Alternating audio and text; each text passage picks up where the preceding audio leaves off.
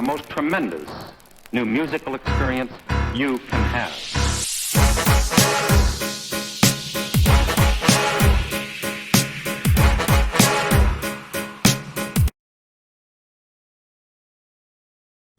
Hey, what's up, y'all? It's Logan, and I'm here bringing y'all this review to this newest D Smoke project called Black Habits.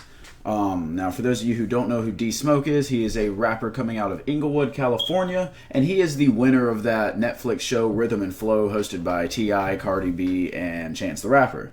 That's a show that I actually have not personally watched, but I have had it referred to me. Maybe I'll get to it at some point, but clearly knowing who wins kind of ruins it. And also knowing how his debut album goes. But that also kind of has me excited for it because I did really enjoy this one. It is 16 songs and just a little bit over an hour, like I think 62 minutes exactly long. But, I mean, even that being a relatively longer album today, considering how short they've gotten recently, is very easy to get through and listen through. Really good beat selection here. There's no bangers or anything like that, no club hits. But just very clean beat choices that fit his style, his flow, and have a very positive vibe, and again, fit the narrative very well. Of course, the narrative being spreading positivity, specifically within your blackness, which this is a perfect time for this to be released with Black History Month, loving your family, and other things such as that I will explore later as we get into this. Now, first thing I will say that I noticed is that D Smoke sounds very much like a slightly younger Kendrick.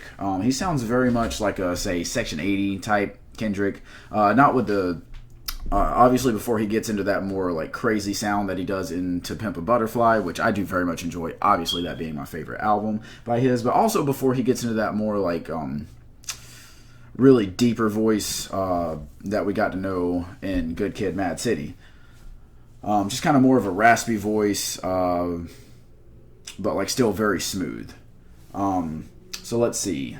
I will say the best songs on this one, the title track, Black Habits 1. Of course, there being 2 Black Habits, the second one being the last song on the album. But the first one really sticks out where it has even more of a black-centric vibe to it. It has a very dark beat, and it actually probably has the most interesting beat out of all the beats on this project. And it just felt like really deeper just because of that. Of course, the chorus saying, "Praise Black Jesus," it references Moses. Just talks a lot about going through hard times that you have to, but also a lot of black positivity there. One other song that I want to give a shout out to as one of the better songs would be Bullies, where it just talks about, again, hard times in life, specifically growing up as a minority, but, you know, never giving in to the bullies, always standing up to them. And this is the second track on here, specifically following up the morning prayer intro, where it's like a mother talking to her kids, talking about, you know, if anyone puts their hands on you, make sure they regret it. And that flows very well into a track about bullies, of course. Other than that, I mean, basically every single song on here was really good, really enjoyable. I gotta throw out Gasper Yanga. God, I hope I said that right. I have no idea. But that's featuring Snoop Dogg. And it just shows love to the West Coast style, of course, with an older school West Coast beat.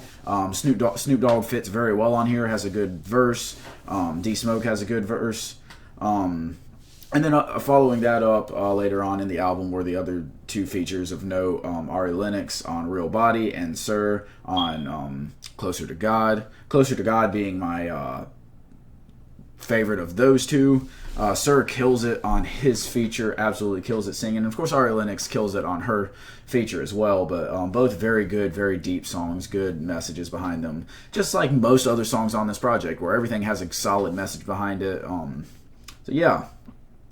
Let's see. So if we want to get into the issues of it, being that it is 1 hour, even though it is very easy to listen to, there can be moments where you feel like, okay, could have cut this down, could have cut that down. Not specifically cut a song, but like made some of the songs a little bit shorter, as a lot of them do end up being over 4.5, 5 minutes long. It can just kind of feel like the songs are going on for too long themselves. But I don't complain about that too much, just because the songs do have very good vibes to them that set the atmosphere for this entire project. It's just, again, with them being a little bit slower, it can feel like a drag at times, and you have to know that you want to listen to the whole project in order to get through the whole project, of course. Let's see, but positives, The beats are very soulful. The lyrics carry a lot of weight. There are many references to God, as you could see just through the Praise Black Jesus and all that. Closer to God, of course.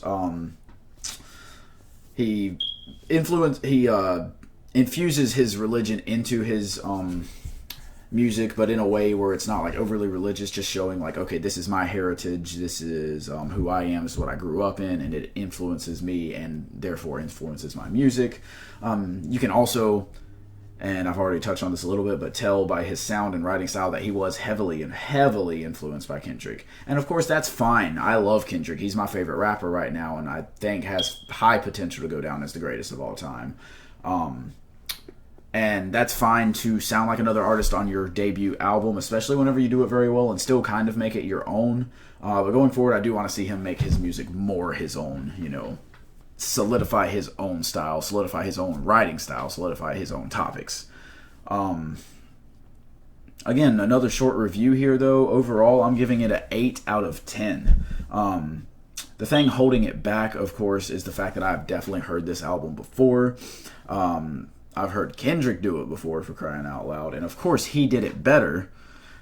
No one's going to deny that. But this is still a very solid effort. And it's not just Kendrick. I've heard other people do this before. And D-Smoke definitely did it better than some of the versions I've heard. But just knowing like Kendrick has done this and he did it better.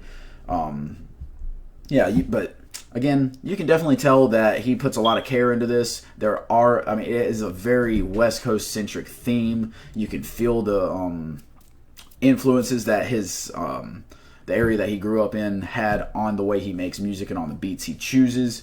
But I love the themes here, regardless of whether I've heard them on albums before. It's just done very well, of course, where he's talking about his blackness and racial issues, talking about his spirituality and all the God references. Very family-centric messages, such as on Like My Daddy.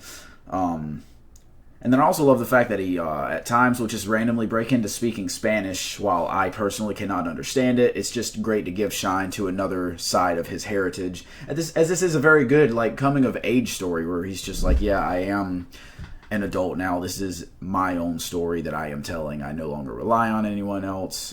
Even though I still have my family, I still love my family. They are still a big part of who I am, you know. I love that.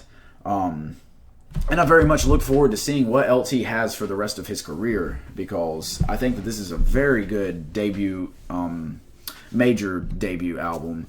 And I guess I will have to get into watching that Rhythm and Flow show, because if they can produce someone like this, and hopefully he can continue this and grow upon this, if that show can produce a rapper like this and choose that as the winner, then clearly they do have some quality going through there.